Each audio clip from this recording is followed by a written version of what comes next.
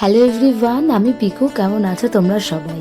আজকে তোমাদের সাথে শেয়ার করব আমি একটা উল্টাপাল্টা ব্লগ। মানে এই ব্লগে সব কিছুই উল্টাপাল্টা।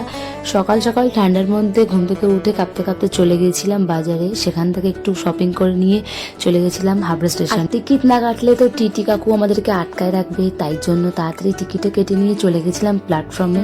আর এখানে এসে দেখি কেউ নাই, পুরো ফাঁকা স্টেশন একদম।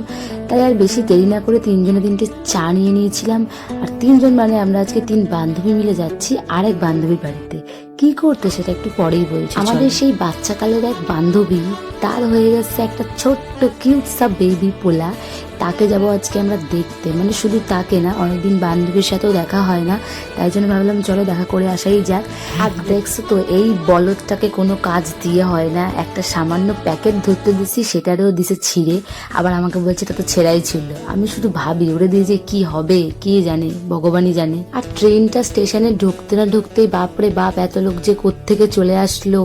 আর ট্রেনে ওঠার পরে এরা দুই বান্ধবী আমারে একা ফেলে রেখে যা করছে, মানে আমারে পুরো বাদই দিয়ে দিচ্ছে যে আমি ওদের সাথে ছিলাম। আমি একা একা বসে বসে এখন পাগলের মতো ভিডিও। প্রায় 1 ঘন্টা বসে থাকতে থাকতে পুরো হাত পা ব্যথা হয়ে গেছিল। আর তারপর আমরা নেমেই চলে গেছিলাম মিষ্টির দোকানে।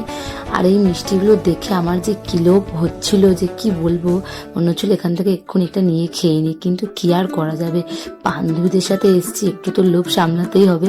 আর আমরা কোথায় এসছি সেটা তোমাদেরকে ভিডিও লাস্টেই বলবো। তো চলো যাওয়া যাক বান্ধবীর বাড়ির দিকে। আর আমাদের এই ফাজলামি জীবনেও শেষ হবে না। মানে এরা যে যেখানেই যাবে সেখানেই এদের ফাজলামি করতেই হবে। মানে আমি যে একটু নতুন নতুন ভ্লগ বানাচ্ছি, আমাকে যে একটু উৎসাহ দেবে তা না, এরা আমাকে নিয়ে হাসাহাসি শুরু করছে। মানে কি যে ফাজলামি এদের, এর কাউতালি জীবনে শেষ হবে না, রাস্তাঘাটেও চলতে থাকবে এসব। আর ওই দেখো আমাদের বান্ধবী ললিতা, পুরো একদম গুলুগুলু হয়ে গেছে। অনেক দিন পর ওর সাথে দেখা হলো। আর সত্যি দেখা হয়ে খুব ভালো লাগলো, কারণ আগে আমরা প্রত্যেকটা দিন একসাথে কাটাতাম, আর এখন আমাদের দেখাই হয় না। আর আমাদের এই বান্ধবী কটা যে কি বদের হাডি, সে আর কি বলবো। মানে আমি একটু নিছিলাম ছোট্ট কিউট বাচ্চাটাকে কোলে। মানে আমি এত ভালোবাসি বাচ্চা কাচ্চা ধরতে, আর আমি একটু বাচ্চাটাকে নিছি বললে ওরা আমার নিয়ে শুরু করছে যে তুই বল, তুই কবে নিবি, তুই কবে নিবি। আর এইদিকে আরেকজন আইতে নাইতে খাওয়া শুরু করে দিছে। মানে এতদিন পর আইছে যে বান্ধবীর সাথে একটু ভালো করে কথা বলবে, তা না, আগে এসে খাওয়ানোদের মানে কি যে খাওয়ার চিন্তা, আগেই মিষ্টি খাইয়ে নিচ্ছে। আর মিথ্যা কথা বলবো না, আমারও খাওয়াই দিছিল। আর খাওয়ান দাওয়ান শেষ করে বান্ধবীর সাথে অনেক অনেক গল্প করে বান্ধবীর পোলাটারে এত চটকান চটকাইছি আমরা যে কি বলবো। এখনো অনেক ছোট, তাও আমরা চটকাইছি। তারপরে আমরা বেরিয়ে পড়েছিলাম বাড়ি যাওয়ার জন্য, কারণ বাড়িতে এসে আমার অনেকগুলো কাজ ছিল, তাই আর লেট করে নিয়ে বেরিয়ে পড়েছিলাম বাড়ি যাওয়ার জন্য। আর আজকে আমরা এসেছিলাম দুর্গানগর, মানে হাবড়া থেকে দুর্গানগর এসেছিলাম বান্ধবীর সাথে দেখা করতে।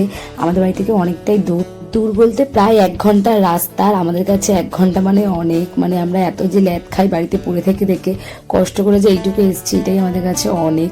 মানে বান্ধবীর সাথে দেখা করার জন্য তো এইটুকু করা যেতেই পারে। আর ভিডিওটা যে কবে সেটা আমার ঠিক মনে পড়ছে না, কিন্তু এতদিন পর ভিডিওটা পোস্ট করছি। মানে এত ভিডিও জমে গেছে, কবে যে দেবো জানি না। আর স্টেশনে এসে আমরা 3 বান্ধবী তো গালে হাত দিয়ে বসেছিলাম কখন ট্রেন আসবে। অনেকক্ষণ পর ট্রেনটা আসলো, আর তারপর আমরা চলে গেছিলাম বাড়ির দিকে। তো চলো আজকের ভিডিওটা এত পর্যন্তই, তোমরা দেখতে থাকো। আর আমি ট্রেনে দাঁড়িয়ে দাঁড়িয়ে বাইরের দৃশ্যগুলো দেখছিলাম, এত সুন্দর লাগছিল। দেখা হবে পরের কোনো ভিডিওতে। চলো আজকের মতো টাটা বাই, সবাই ভালো থেকো।